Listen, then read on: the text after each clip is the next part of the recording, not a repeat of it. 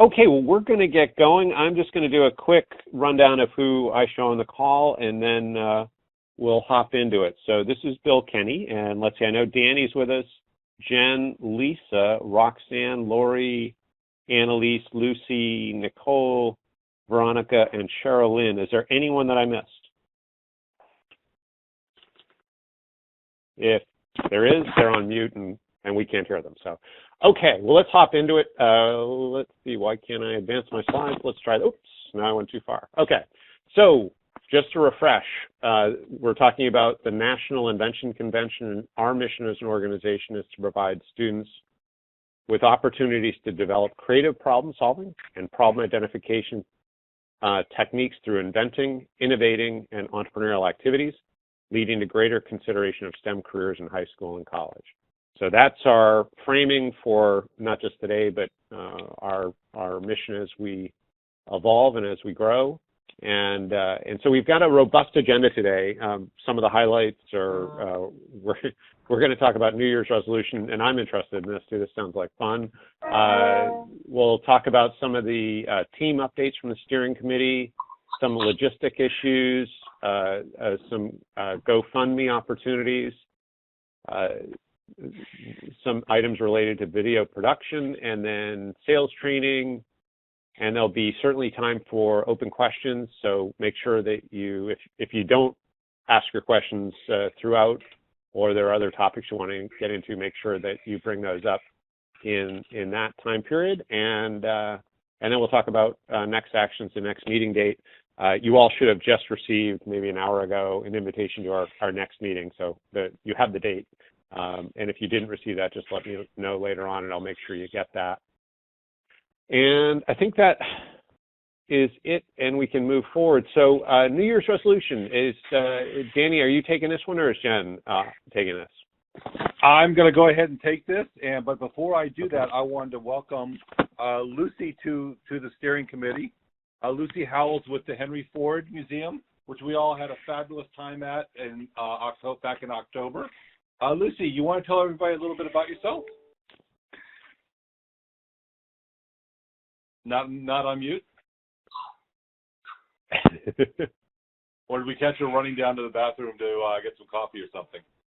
I think that was her dropping off because of something. Well, okay, she'll be joining us again very shortly.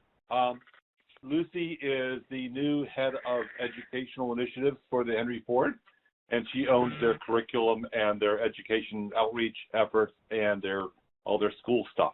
And I'll be flying out to Michigan on the 23rd of this month to do an announcement with the governor and the head of the Henry Ford to announce that they're going to be doing the Michigan Invention Convention and are going to roll that very quickly across the whole state. And Lucy gets to do it. So we told her it's easy, not a problem, don't worry. In any case, so she's joining us on our steering calls to learn from everybody here, and a big welcome to her when she pops back on here. We'll let her tell you a little bit about her background. It's quite fascinating. In any case, I thought it made sense to start out with some New Year's resolutions, and I always like New Year's because it's a great time to sort of look back, look ahead, try to think about what's working, what's not working. No matter how well you do stuff, there's always stuff you could do better. Certainly when we started out this, we made a lot of assumptions, and we found a lot of changes to those assumptions once we engaged in the overall initiative. And that allowed us to over-deliver on some things and under-deliver on other things. And so we're trying to realign resources and realign efforts and get back out there with people to do different things. We're still relatively short-staffed. Is that Lucy coming back in? Nope. Okay. And so some of the things I just wanted to sort of get some feedback from people on this is where you guys talk and come back to us with some ideas. When we look at the steering committee, we've met our original goals. Our original goals, we're getting feedback on NICE, how we can best structure it for ongoing success. We've gotten some great feedback now for year 2. We've got some subcommittees that are progressing certain things. But, we also have a goal being more of a user group and a community of interest where everybody's sort of driving the direction of the efforts and what we're talking about. And so I would like to migrate away from it's always being us talking to everyone here and us starting to talk more collectively among ourselves on the steering committee and talk about things and setting our own agendas mutually. And so one goal I would love to hear from you guys about is what would you guys think about opening up the steering committee to having its own leadership and to having its own ability to set the direction of these calls and what people want to talk about and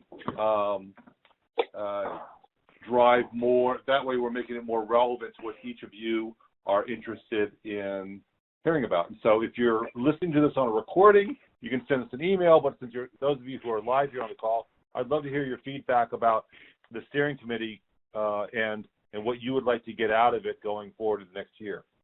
Lisa, how about you? We'll start with you. Put you on the spot. I also had to take it off mute. So I guess I like that idea because I feel like I could use some help, but I don't feel like everyone on the committee needs to help me at the same time. So it might be really nice to be able to just talk individually with people.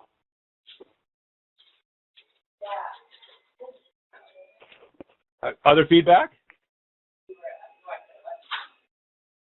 If we started asking people to be sort of like we need someone to be chairman of the committee, we need someone to be vice chairman or whatever. Are there people that you think that would be willing to step up to do that, or do you guys just love having us do all the work? And any thoughts on that? Bill, you want to go around and sort of? I didn't write down a list of everybody who's on the call. Sure. Lori, Lori, what do you think? Had to figure out how to get off mute.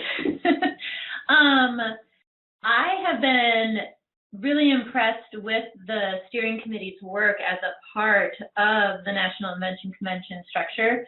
And what you talked about your original goals of getting feedback and structuring how the organization works with state affiliates and how we can keep working together to build programs. And so that's been a really positive piece of the steering committee. So my question, or the thing that I would want, was to be able to maintain that while moving forward and having some room for growth and leadership amongst the state affiliates. I think that's a great idea to have a stronger organization. Fantastic. How about Roxanne? Yeah, I think there's room for some of both. I think certainly for certain weeks where there's not a specific thing that you need feedback on for the nationals, it'd be perfectly fine to either have a topic and see if there are people who are willing to sort of start that conversation, or do like state affiliate updates where we could get feedback from everybody else on the call. So that way you're not really shifting the power balance per se, but just maybe farming out some of the individual calls and meetings with different leaders. That's great. Annalise? Yeah, I agree with everyone else, and I think something that would be helpful from my perspective would be kind of those affiliate updates where we can ask for help and share best practices. I know we started to do that a lot towards the end of last, going up to the nationals, as we were all trying to figure out how we were going to introduce it to our affiliates. But I think some best practices and being able to share those, and even having a joint Box folder, Google Drive folder, or something where we can share some things would be helpful. That's great. Super. How about Nicole? Can you hear me okay? You're a little garbled, almost like a tin can. Okay, I'm hoping I'm off mute and you can everyone can hear me all right. That's better. obviously small staff here, so anytime I can connect with folks on the steering committee to bounce ideas off them is great. So I'm all for that option, I think. Super. Thank you. How about Veronica? I mean, definitely what everyone else has said. I think I value these calls for two reasons. One is getting the input from what's going around with all of you in your different states. And then I also look at it as a way to keep in touch and keep updated with what's going on with NECE. So I don't want to lose that, is that kind of like pipeline of what's happening regularly. But if it means that there's an opportunity, or if you need other people to help lead or take a call here and there for a topic, I think most of us would be willing to do that to keep facilitating these relationships. So I'm on board with that. Super. Okay. And how about Sherilyn? Paraphrasing what everybody I think is weighed in on, I think the two-level approach, none of us want to lose the collaboration because that's what made NICE exist. And the strength of that and vision of Danny and what leads on a national and then international level is integral because it trickles down, obviously. So I think it's two-pronged, weighing in with everyone else. I think it's a good thing to not just have other people step in and be able to take on, but it's simply good stewardship because that way, if someone needs to step away, someone can step in and assist. You never want to be the person who, if they can't make it, have something stop or falter. But the vision of the national and international part, along with supported by the perhaps a platform that for educators you might call teacher to teacher, best practice sharing, we might call it state to state or something like that, I think would be terrific. You want to engage for sure.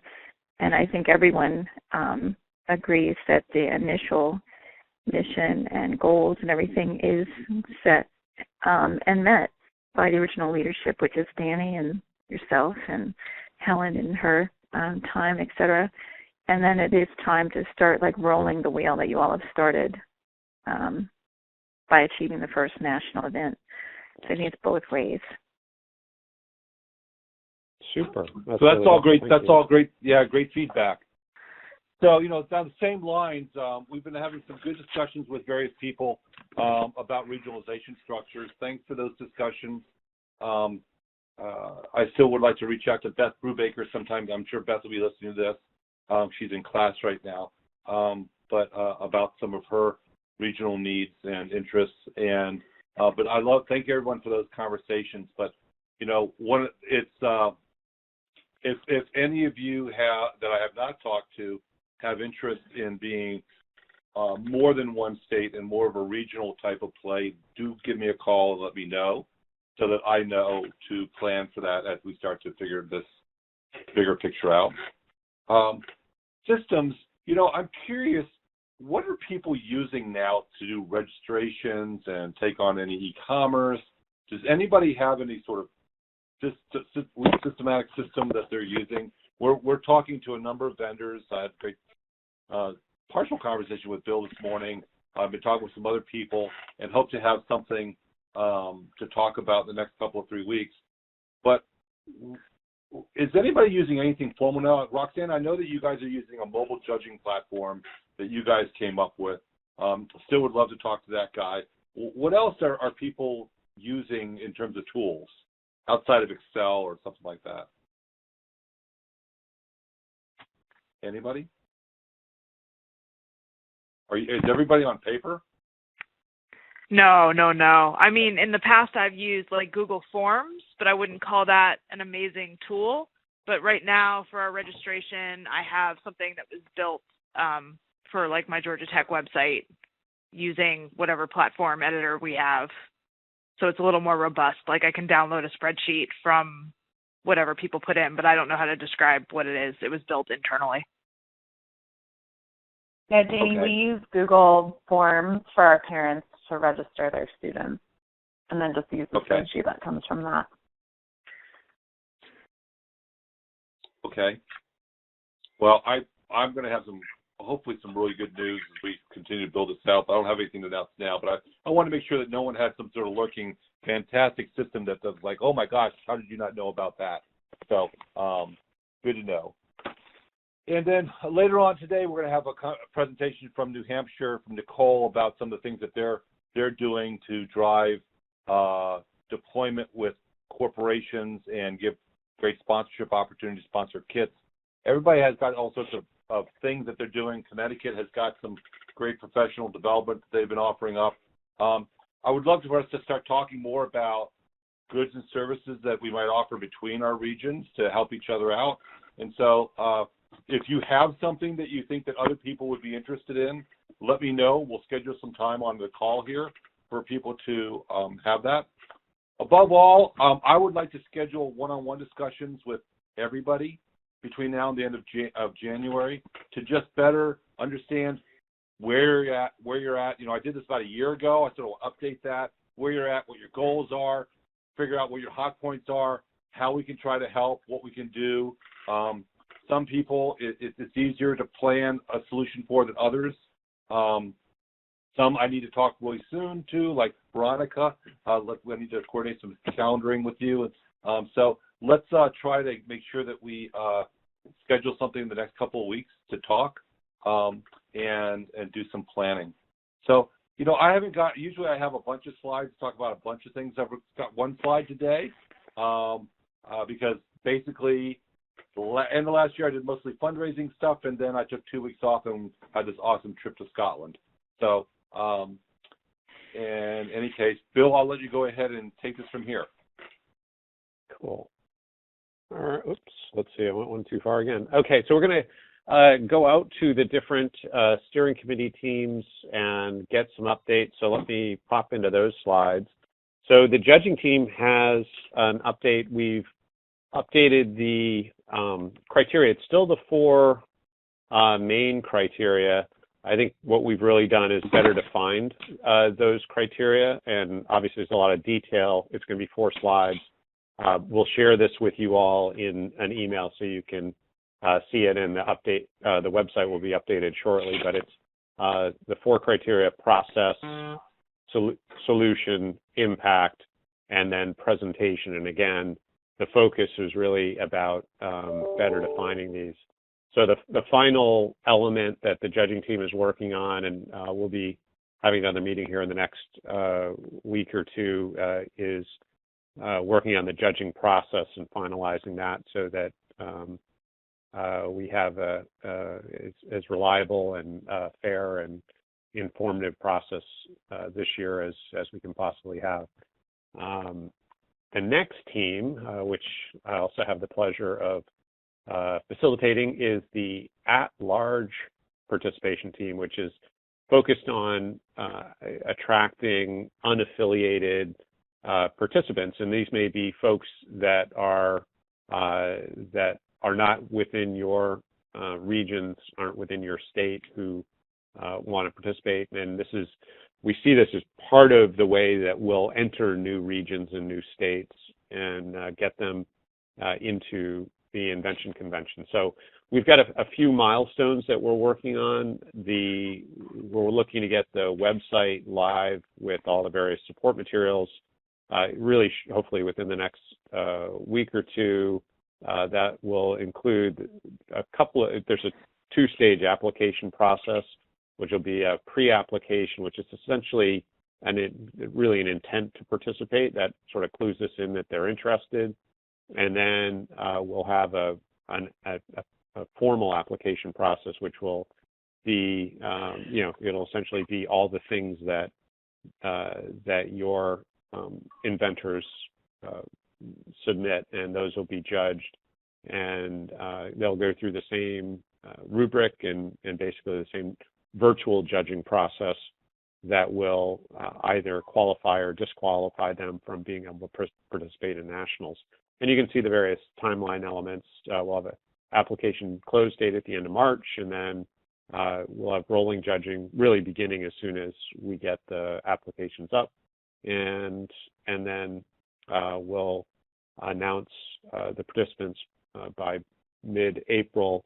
One of the things I should mention, and one of the reasons we're doing the pre-application, is one of the sort of elements that would cause somebody not to be accepted would be if they qualify for one of the affiliate programs. So in other words, if we get somebody that applies at large from Ohio or from Georgia or from Idaho, the first thing we're going to do is share that information with the appropriate affiliate and see if the person qualifies for that program.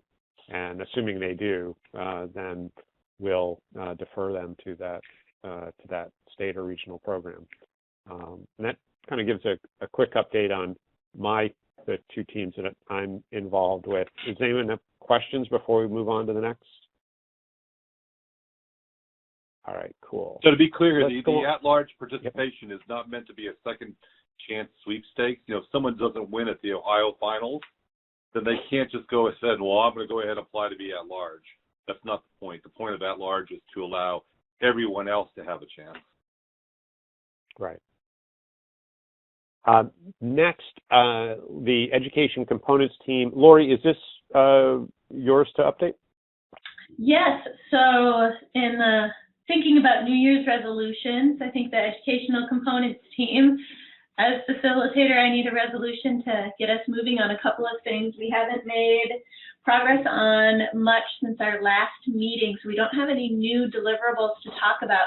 But there are two questions that have come out of the work that we've done. We talked about having a standard log book, which is more along the lines of a diary of, this is when I worked on my invention and this is what I did on that date.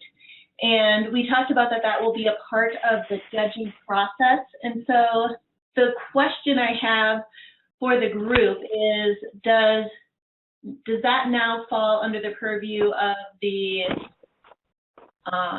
judging team to work with, or is that something that the educational components team should draft to put out for the group for feedback? And then the other question that's kind of floating out there is that we talked about our next deliverable being a workbook that's not a required product for participants, but a model of some things they might want to consider, things that affiliates may be interested in incorporating into their own workbooks. And it's not clear to me what the timeline is for developing that model workbook. So if I have those pieces, then we can get moving and start meeting again. That sounds great. Cool. I'd be happy to chat with you about the integration of education and judging, so maybe we can do that offline. Okay, that sounds great. Thanks, Bill. Perfect. And let's see, the data research team. Roxanne, is this you? Yeah, that's me. Cool. So we actually, thanks to Diane Larrabee, who's from ESPN, who's a member of our team working on the surveys, we have a draft of some ideas, and like I said, draft of what we might want to collect as far as demographics, as well as formative feedback from NICE. So this would be two different products, but they're rolled into one right now. The first is something that would appear on the registration when, and we're assuming, and this may be an incorrect assumption, that a parent goes and registers their inventor, and there would be questions along the lines of gender and ethnicity and where they live. And then after the event, parents would also receive some kind of survey that would ask them how they thought the event went and give them some opportunities for feedback. So we have a list of questions that we put together. It's in this Google Drive that I've shared a link to. And if you want to, after this meeting, I'd love your feedback about, does the question seem superfluous, or, what do you think this question will help us get at as far as our data or not get at? Because we want to be as efficient as possible. You don't want to ask too many questions. And also we're trying to figure out, and this is something that Tracy has been helping with. Now I think we can make a little more progress on this now that we have a stab at what our survey is going to be, but can we get IRB through one of our universities to make this data research viable and publishable, particularly the demographic data. The formative feedback we don't really need unless we're going to publish it somewhere. So that's our update. So again, if you can go look at the draft questions, give me your thoughts. I'd be happy to look at them and send out another draft to everybody. So Roxanne, team, thanks a lot for this.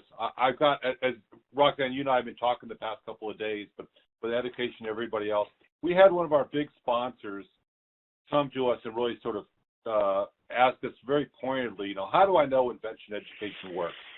And so I've been sort of putting this off for a while because it's going to be so much work, but I've been working this week to try to put together our assessment of our methodology and assessment for evaluation of the programming to show that this works. The same, if you go to junior achievement or first robotics or whatever, you'll see a section on the things as well. We did these pre and post, we did longitudinal research, we did all this other types of stuff that shows this all works.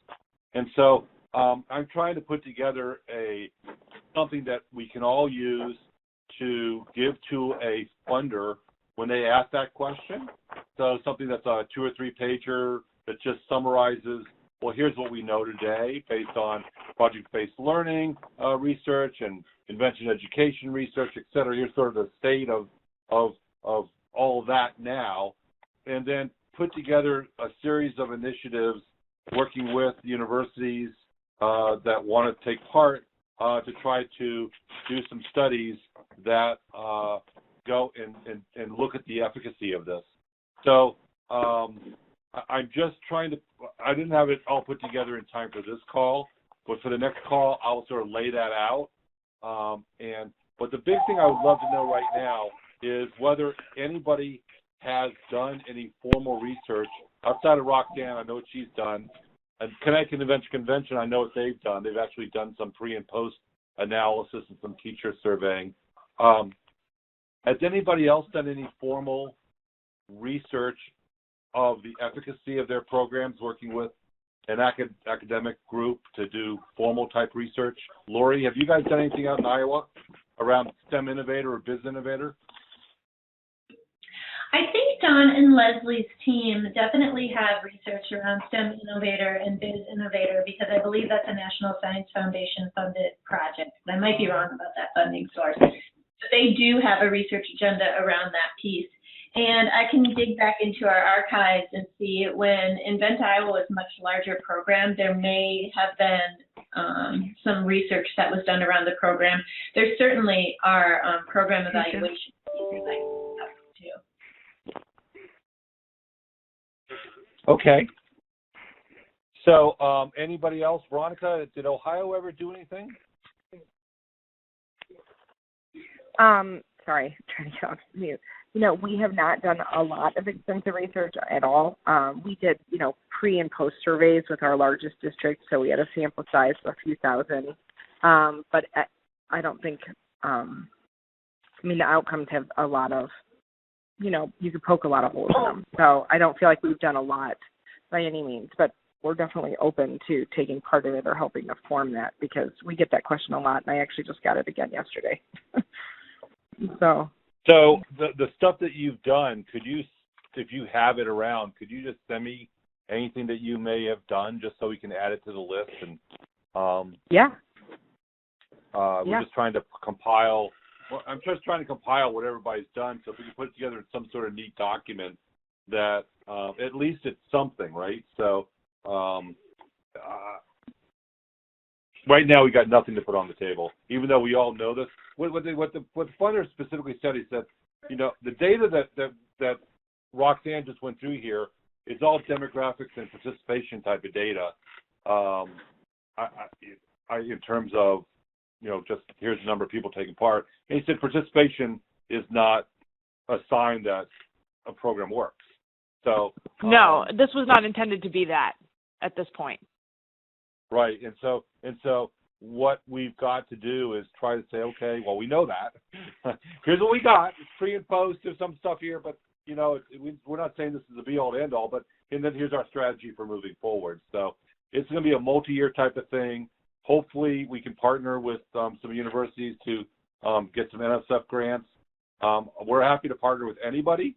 Sounds sort of slutty when I say that, but, if somebody wants to partner to do a grant, let us know. This is something that we all need in order to go up to the next level of funding. The more money you ask for, the more they ask for this. So that's why I'm getting a lot these days where I'm asking for more money.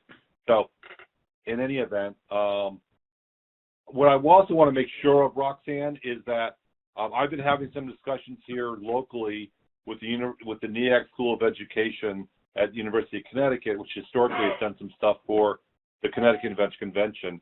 I want to make sure that that's sort of coordinated under you and with you guys. Not. I don't want to be like, well, I'm doing this and you're doing that. I merely hopped on that because my wife knew the person that was head of the Department of Evaluation and Measurement, and she says, "Oh, I'll send her an email," and did it on Christmas Day and got a response back on Christmas Day. We're like, okay, well, so no, it's totally fine. Yeah, I did want to ask you a question about the IRB stuff. My understanding, the IRB stuff takes like six months to get straightened out. And so I'm tempted to try to say, is there any way we can start an IRB process now, either through Georgia Tech or through UConn, or I'm not sure how you do an IRB. I mean, I hear it all the time. I know what it is. I don't know how you do it. So yeah. So you can't really start it until you have your research questions and some of your instruments. So not everything has to be in its final form, but it has to be close enough that the review board can approve it and say, yes, what you're asking in this interview or this focus group or on this survey is appropriate and I can okay it. So it's hard to start the process until you've kind of designed your study. Okay. So typically what happens is you put in the grant and then NSF will come back and say, have you put in your IRB yet? And you say, oh, yes, NSF, we're putting it in right now. And you do your IRB based on that grant. And then they come back with questions, which means you're likely to get funded. You respond to those questions, and then they come back with the money. But in the meantime, you've written this whole big proposal to figure out what on earth you might be doing. All right. Danny, can I ask a question just of the group? Oh, Lucy came back. Hey, Lucy. Hey, Lucy. We queued you up to tell everybody about yourself, and then you dropped off or something. Yeah, the phone went dead. My phone died. I was happily chatting to myself for a good 2 minutes, and then I realized I couldn't hear a word I said. But I've been following along since about like 5 minutes in, so I'm sorry about that. The question I had was, is there thinking about other sort of benchmark groups that do not the same work as kind of Invention and Convention across all of the partners that we have here, but other kind of activities, groups, etc., that are doing some work that have the same kind of, will have the same questions coming from their funders, how do you know this works kind of thing. Does anyone know of a really good study out there that has sort of done a longitudinal study in partnerships that we could maybe use as as we move forward as a sort of benchmark to work from? Because this is always something that I have struggled in with all of kind of the work that I've done, is really being able to do that longitudinal study and really answer that question fully and well. And I was wondering if anyone had any ideas. Roxanne, you want to take a stab at that?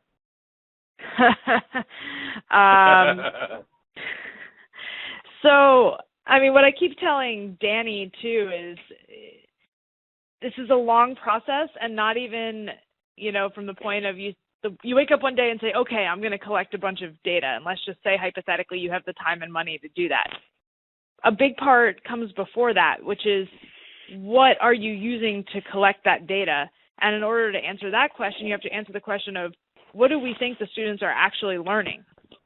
And you need to pick some attributes, cognitive and non-cognitive, that you think might be impacted by invention education based on your experience, the literature, qualitative data, whatever you can get. And then you go and design these instruments and you validate them, or you go to the literature and find instruments that have already been validated, but they have to be for the correct grade levels too, right? So you can't say, oh, this instrument was used in undergraduates to measure their design thinking skills. I'm just going to go ahead and use it with my third graders. It's not valid from an education research perspective to do that. I come from an engineering background. Let me just hedge that. So sometimes I see also there might be ways to shortcut this, but if you want to do this in an education, in a way that is sound within the education research field and have your results be accepted in that type of venue, be it a conference or a journal, you have to show what you were using to measure it, show why you think it's valid, measure it, which takes time. And when you're dealing with minors, you have to get parental consent for every single minor in your study and assent from the minor themselves. Okay. So that means there's another link in that triangle where you somehow have to get a form to their parents to say, yes, it's okay for my child to participate in this research study. It's okay for you to use my child's data in your research. Then the child has to say, yes, I'm interested in participating in the survey. Then they fill out or in your study, then they fill out their stuff, pre, post, so I'm going to jump in. Retrospective, whatever. I'm going to jump in, Roxanne. Yep. We have about 20 minutes left, and I'm just wondering if maybe we should pull this more detailed conversation out back into the team and maybe get Lucy involved in the data team conversation, because it sounds like she may have some things that would be helpful. Sure. Does that make sense? Okay. Cool. Is that cool with you, Lucy? That's great. And Roxanne, all you were telling me was what I've experienced is the case, like that it's so complex and it has so many levels. So thank you.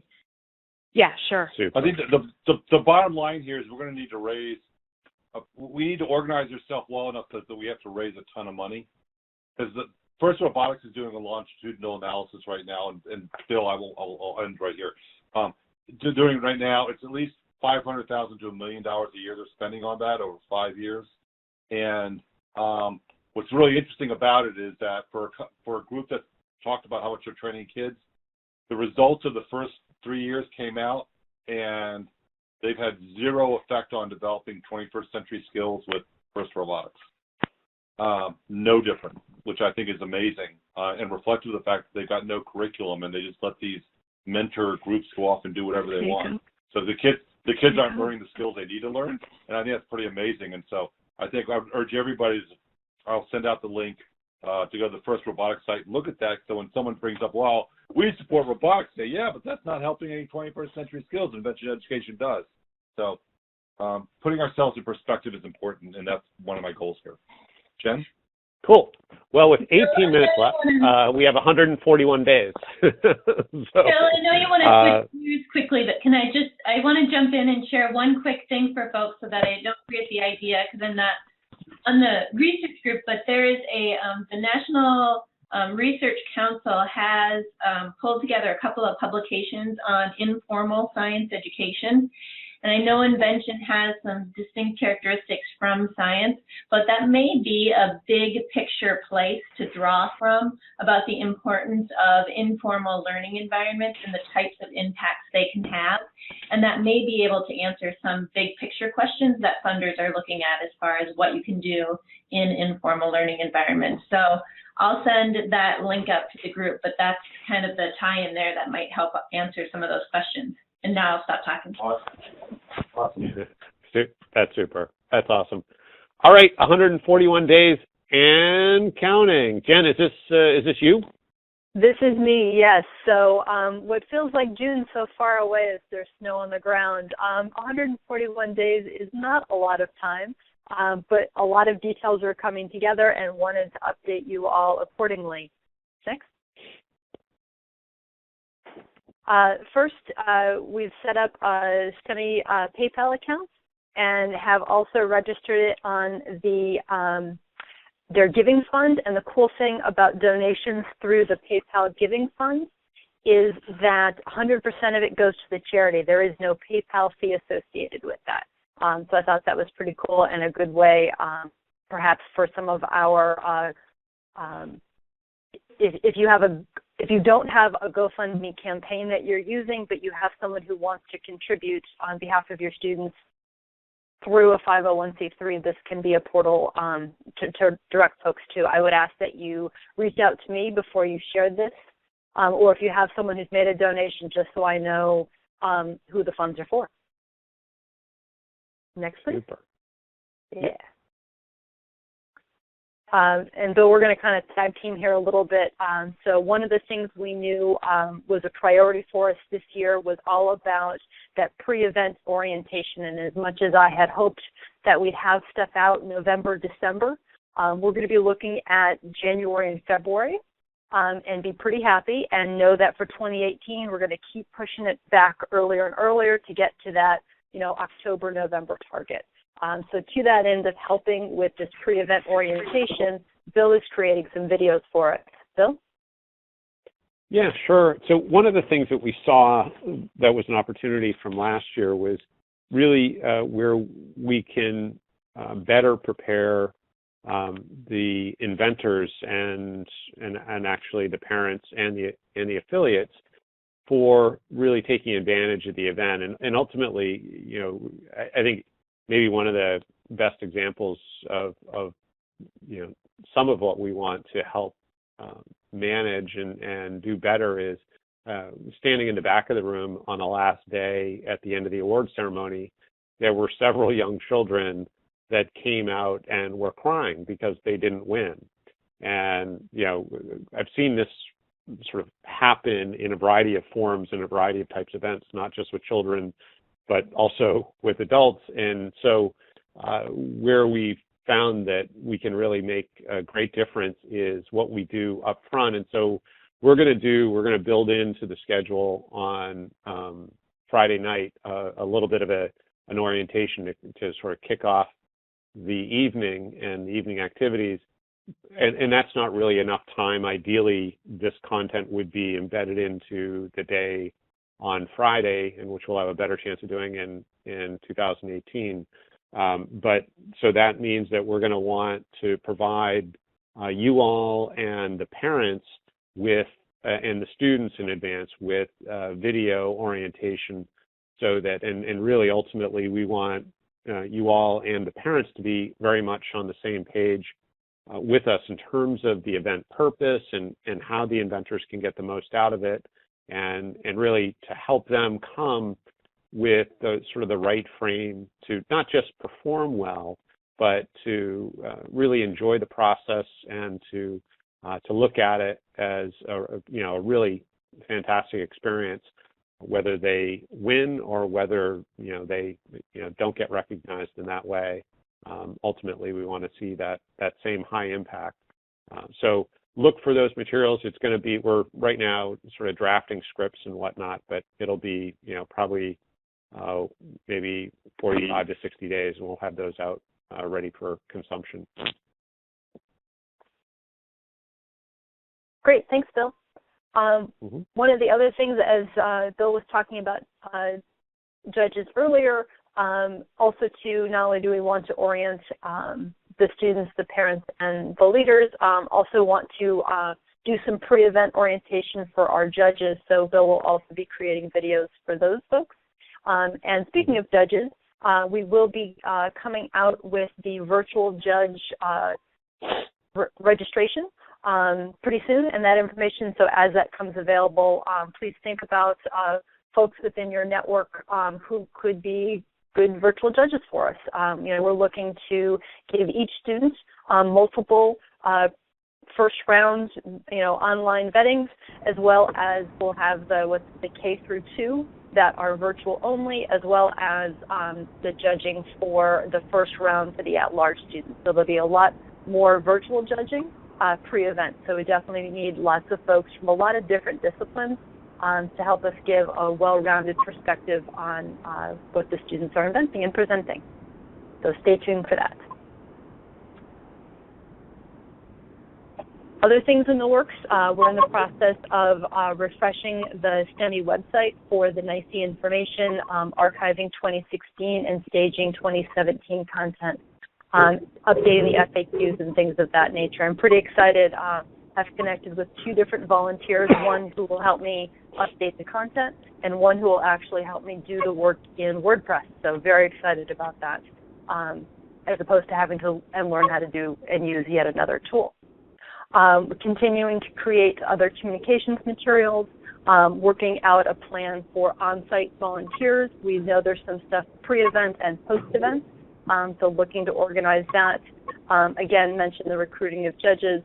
I've mentioned here about the Smithsonian having some new movies by June. We're also talking about other ways to make the Education Day in DC more interactive, rather than having kids attend the movie.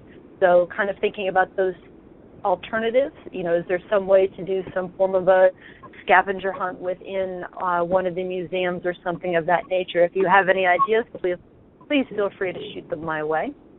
Other things working on is to make sure we capture all of the moments of NICE, creating a photography and video shot sheet so we don't miss anything. Registration templates are coming along. So lots of things in the works. I know a question very near and dear to all of your hearts is how many students can you send? So we'll be sending out letters of intent to all of you today or tomorrow. And then from your response there, we'll be able to communicate with you on the allocations for your state. Use projections from last year, as well as giving some of our new partners in, say, Texas and Alabama a chance to send some students as well. What I'd love to do is, if you can hit your numbers and support your students, great. If you can't quite support as many students as was planned, just let me know. And what we'll do is we'll make those slots available to other states who can take on a few more than their number, because we want to make sure we maximize the number of our students at NICE, right? No empty student seats. Also, too, remember, it's the idea that one student, one parent, because of our last year of seating limitations at the USPTO, but we'll also be making additional assignments for hotels and additional family registrations later on as well. And the good news is, although we may be limiting the on-site student numbers, there is not a limit for the K-2 submissions. So you can have as many of your young ones entering as you'd like. And that ends the NICE update. Danny, I think this is you. Well, thanks for that, Jen. Jen's been working really hard on all these logistics, and it's great to get started on them a lot earlier this year than we did last year. So, awesome job, Jen.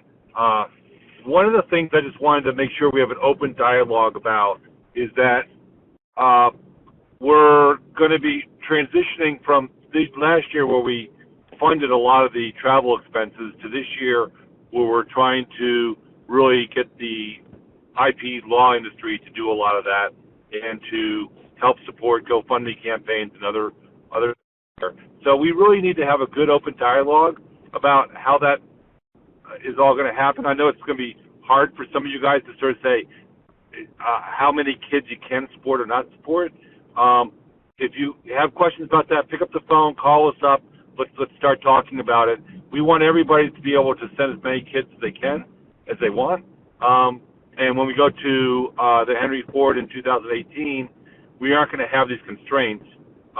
We may want to still keep it exclusive, but we're not going to be limiting it because the auditorium will only support 800 people.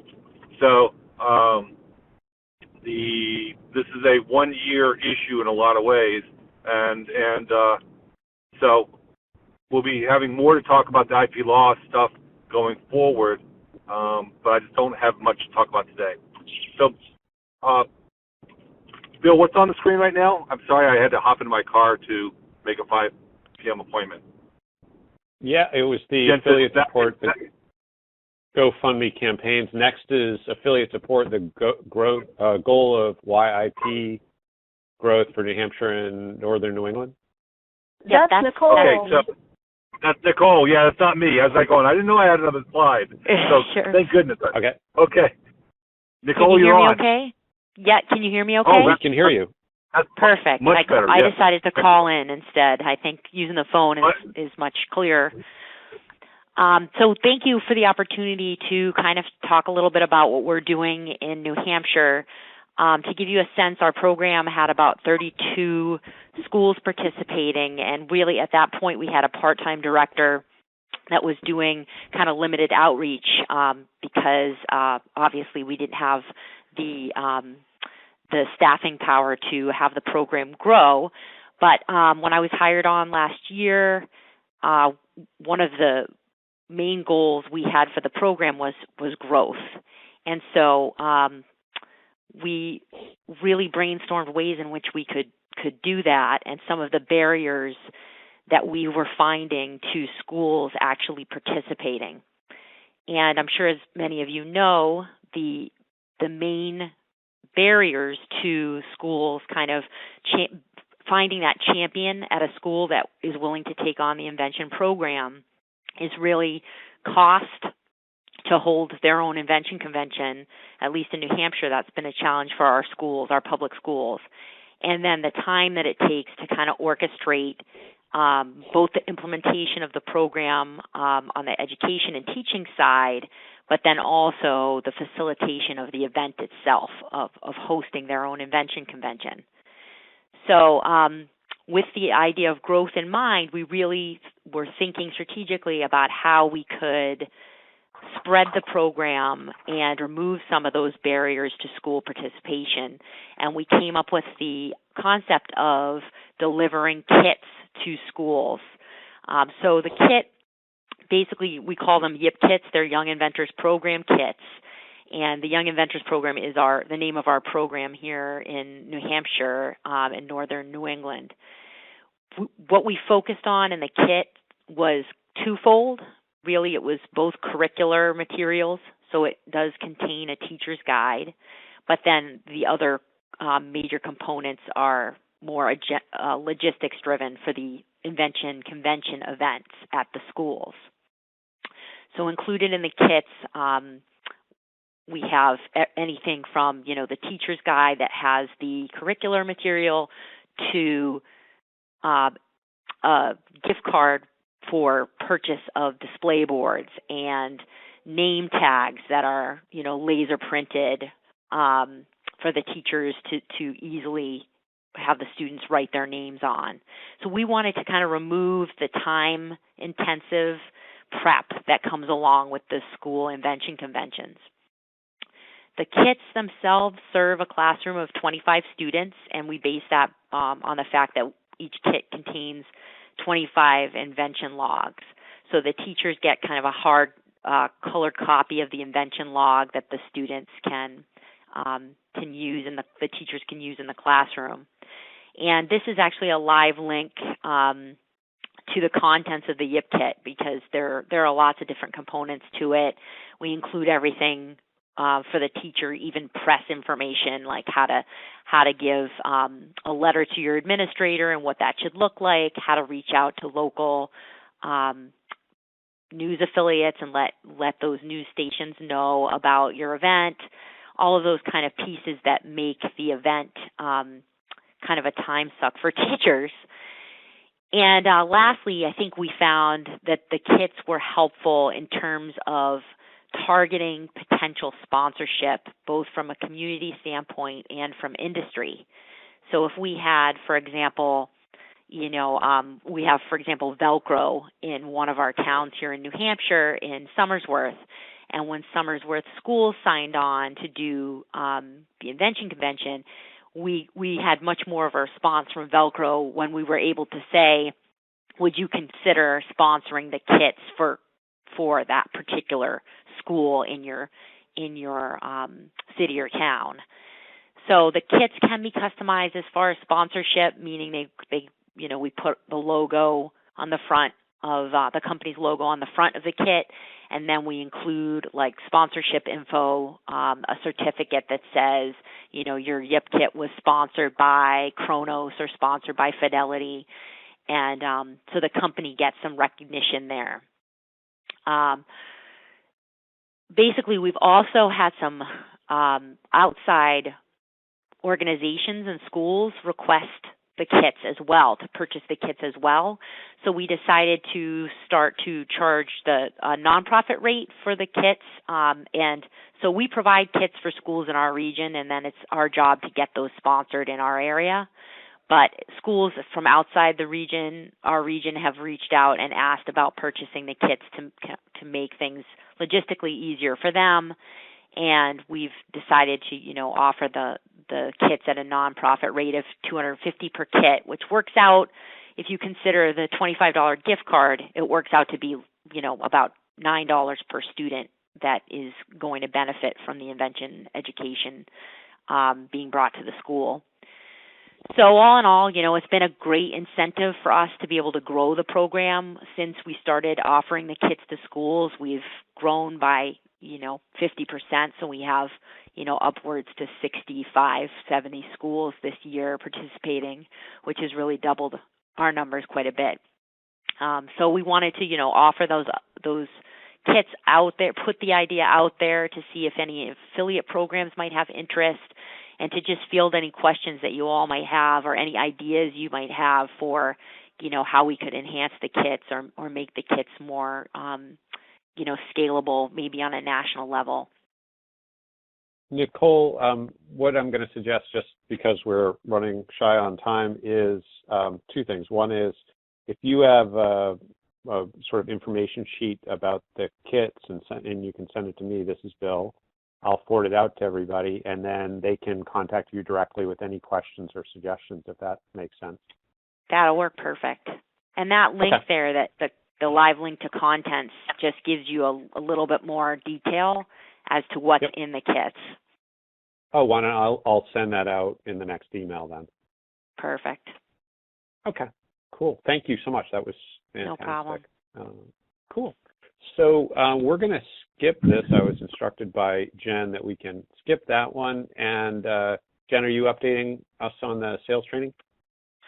I will. Just that I'll be sending out a doodle poll on Nick's behalf to set up the next sales seminars. By his new schedule, he's going to need either evenings or on a weeknight. So I will get that out to check folks' availability for next, so stay tuned for that. Excellent. We're probably going to have to bypass open topics again, simply because of time, but what I'm going to suggest is anybody that had things that weren't covered in this call, please email us or give us a call. Danny certainly has invited calls, and you're welcome to call Jen and I on things that we're working on, or if we can be helpful. And we'll kind of cover it from there. Finally, we have our next meeting, which, again, you all should have received, and I see I've gotten a lot of responses to. Our next meeting being Tuesday, February 7th. If for any reason you didn't receive a calendar invite for that, let me know, and we'll make sure one gets to you. That'll be, again, at the same time, 4 p.m. Eastern Time. But before we say good day, is there anything else that we need to cover that we didn't cover today? Just next time, I'd like to do a proper introduction of Lucy to the group, but we'll do that at the beginning of the next call. That sounds great. Cool. Well, thank you all. For those that are in cold climates, stay warm. For those that are in warm climates, enjoy it, and come visit us in the cold climates every once in a while. Have a great rest of your day. Bye, y'all. Thank you. Bye-bye. Hi.